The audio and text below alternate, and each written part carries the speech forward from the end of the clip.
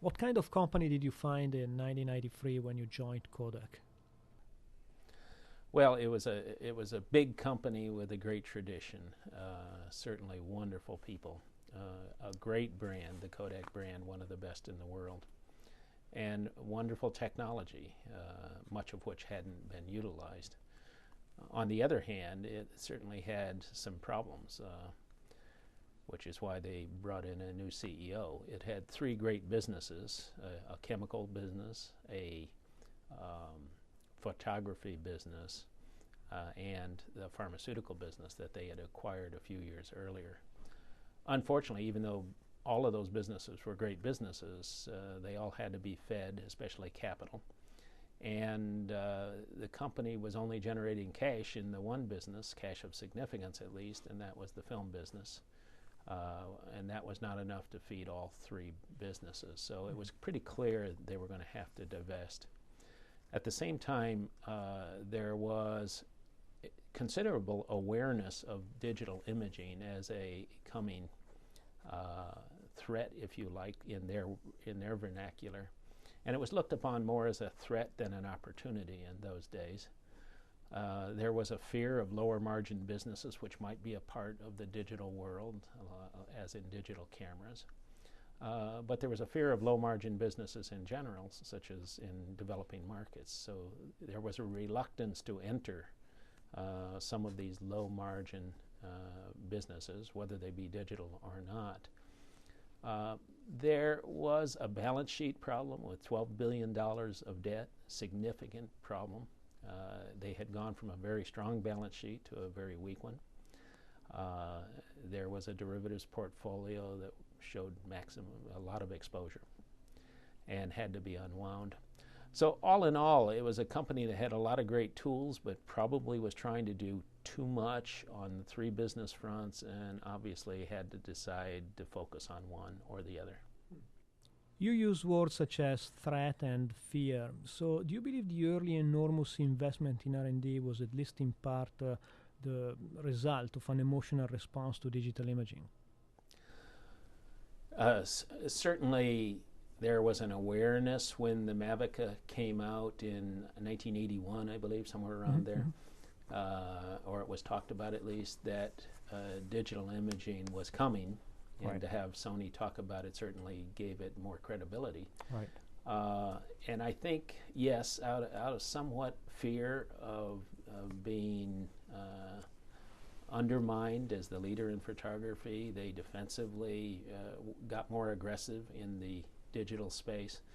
But I think there were people there who had the foresight to understand that digital really was an important tool in the future of photography, and that for offensive reasons they should develop a portfolio of intellectual products, patents, that would put them in good stead. So I think it was a combination of both forces. When you joined Kodak, was it too late to stop Fuji in the film business? Not at all. Fuji is a great company and was a great competitor, still is, for Kodak. Fuji has great products and great leadership. But keep in mind that worldwide Kodak was still dominant in the field, especially in the biggest market, the U.S. market, where at that time it had about 65 to 70% market share.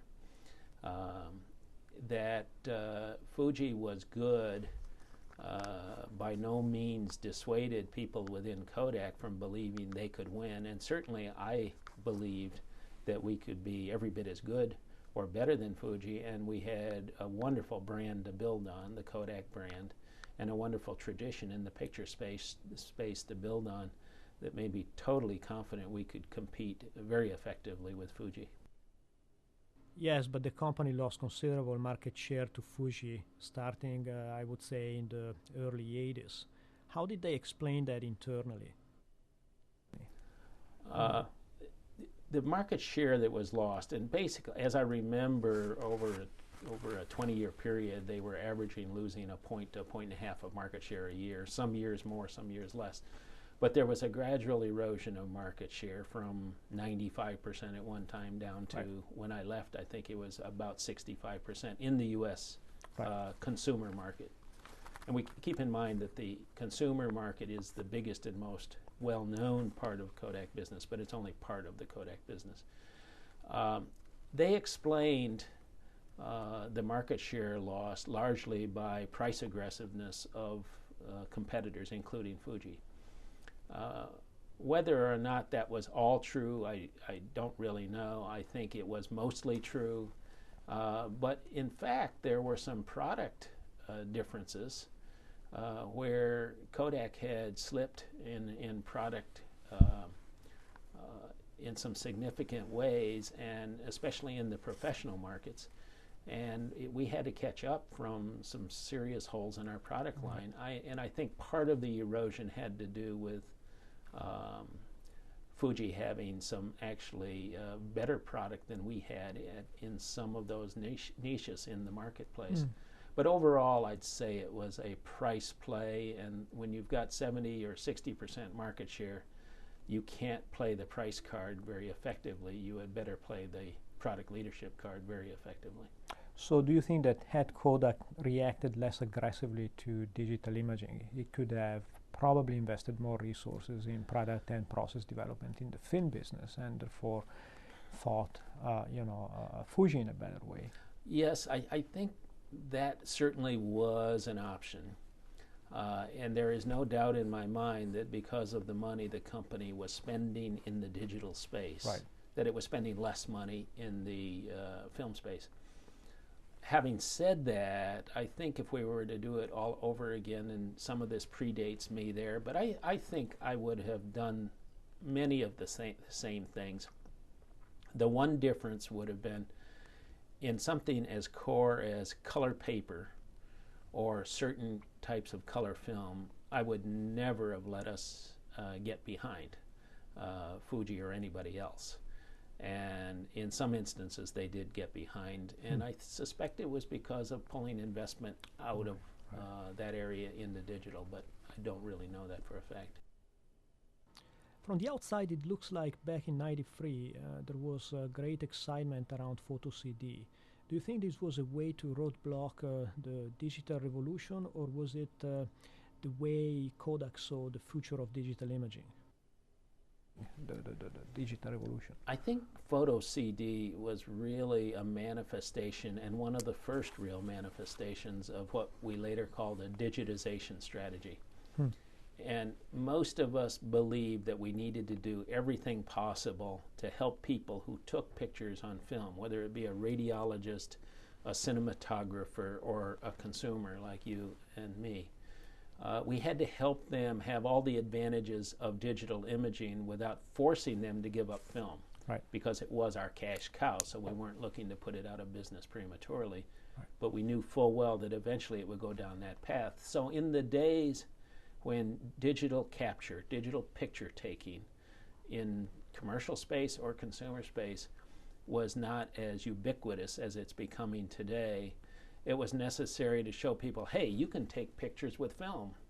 And if you're a radiologist, we can digitize your X-ray pictures, and you can use all these software programs to get information. Or if you're a consumer, we can put you online. You can digitize them.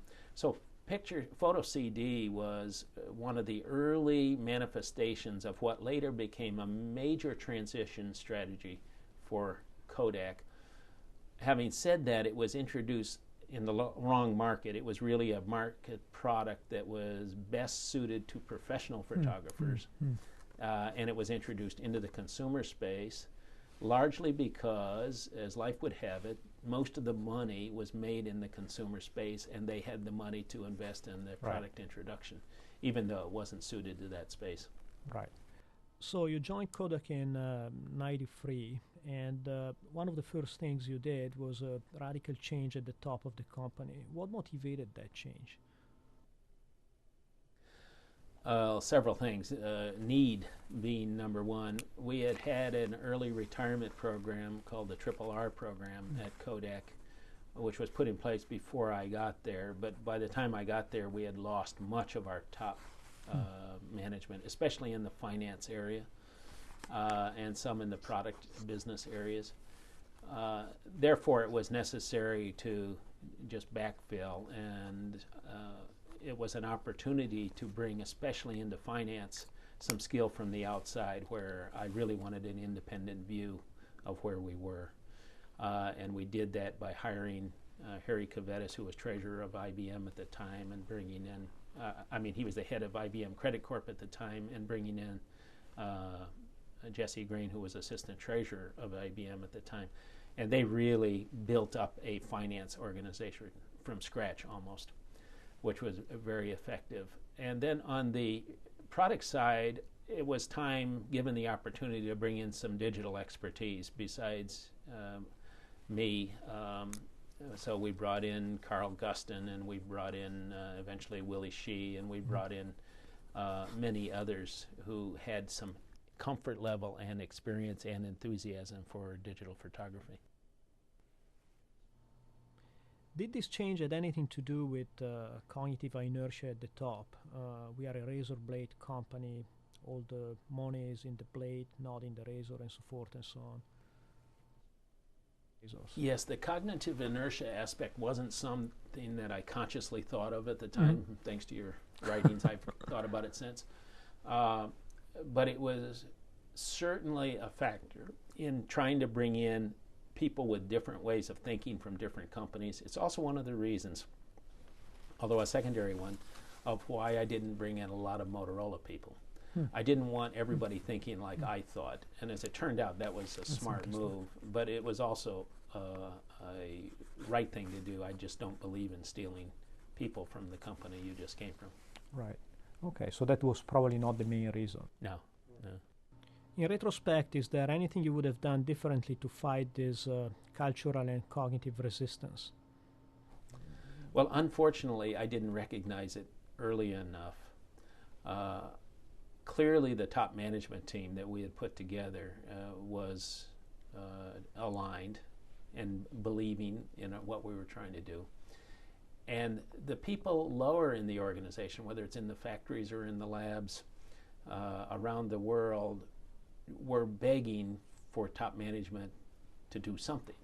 And they seemed very aware of the digital world coming at them. What I didn't realize for some time was that the middle management, and these are good people, by the way, not bad people, very highly trained, skilled people. But I guess because of the threat to them, the fear that they possessed, both about Kodak's ability to participate in a brave new world of digital imaging, and about their personal ability to transfer their skill sets into that world, I think that fear drove paralysis that manifested itself as time went on into just rigidity with respect to changing to our strategy. And I didn't see that at the start because Kodak's a very polite culture and people don't confront you generally with disagreements. They are more passive-aggressive. Therefore, once we realized, or I realized at least, what was going on, we really had to work very aggressively to get middle management, first of all, understanding what we were trying to do and believing that this was a story of opportunity, that we were in the picture business, the digital was just a technology, just like film was, and that picture business opportunity was gigantic and there was a future for them. And then getting them to sell that story to their people, that was a very proactive attempt to re-engage middle management. In some cases, we had to let people go who just couldn't get past the change aspect. So what was their argument? What did they say? I'm just trying to figure a conversation between you and their arguments would be all over the map, but basically Kodak can't succeed in this market. We've tried some consumer products before. We failed miserably. There's no money in this business. It's all low margin business. How can we ever deal in that space? There's a new set of competitors there. We don't know anything about them. Or on a personal level, it was, hey, I don't know anything about that. I've worked 30 years. I'm not about to learn it now. Right. Although that last set of emotions rarely came out, but it was very real. So you think that there was some even hidden sabotage, perhaps, or it was more? I never saw an example of sabotage. If there was, these are good and nice people, and I don't think they would overtly sabotage things. Would they subconsciously sabotage things? Perhaps. I can't cite an example of that. Lack of motivation, perhaps, lack of commitment. And lack of selling to your people, your team, the conviction that we're on a good track. Interesting. If you could go back to 93, would you still try to change radically Kodak's strategy? I would have spent a lot more time up front, especially on the cognitive inertia side. I think that I didn't realize how much my own mindset had been shaped by 18 years at Motorola, and how much of that I was transferring into a totally different culture, a good culture, but a different culture. And as a result, how my expectations in some respects were shaped by that frame-in of a Motorola existence. I think I would have spent, if I were to do it over again, a lot more time thinking up front. And I would suggest that anybody coming from the outside to be a CEO of a company whose culture they don't fully understand, I would suggest they spend a lot more time up front trying to understand those differences. Perhaps this is a silly question, but if you could go back to 1993, do you think that you would still try to adopt the strategy that you finally adopted, which was to focus on hardware as well as software, or you would try to adopt a strategy that was more consistent with the culture of the company? In other words, do you think that it is worth changing a company's culture like you tried to do, or to a certain degree you would adapt your strategic choices to a kind of culture that you had found? Generally, I believe that a predictor-corrector evolutionary strategy change is the best. I think by the time I got to Kodak, my personal belief was there wasn't a lot of choice. We had to make some really hard choices. And I also believe firmly, to the point that I didn't even understand how people couldn't believe it, that in the picture space, digital imaging was everything in the future. Therefore, we were either going to be in the picture space, in the picture business, or we weren't. If we were going to be in it, we had to make a all-out assault on digital imaging, which meant a step function change.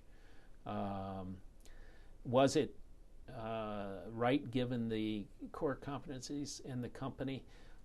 I think so, because there was tremendous digital technology.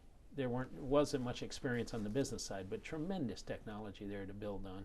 Had there not been, I think that might have been a mistake. And you were not afraid of competing in a market where margins are lower than the field? One of the strengths I had is I came from that world. Right. So I know that all businesses don't have high margins. I tried to sell the story, and somewhat successfully, that, hey, it's a combination of growth rate and margin. And I can make a lot of money in a low margin business if it has a high growth rate. And that was the story I tried to sell on digital cameras. What were the competitors that you monitored carefully at that time? We always looked at Fuji because they were good across the board. But they were a traditional competitor. Because our new space was going to be more electronic, we paid a lot of attention to Canon, a lot of attention to Hewlett-Packard, and a lot of attention to Sony, and then some of the smaller players. But those three in particular, we paid a lot of attention to.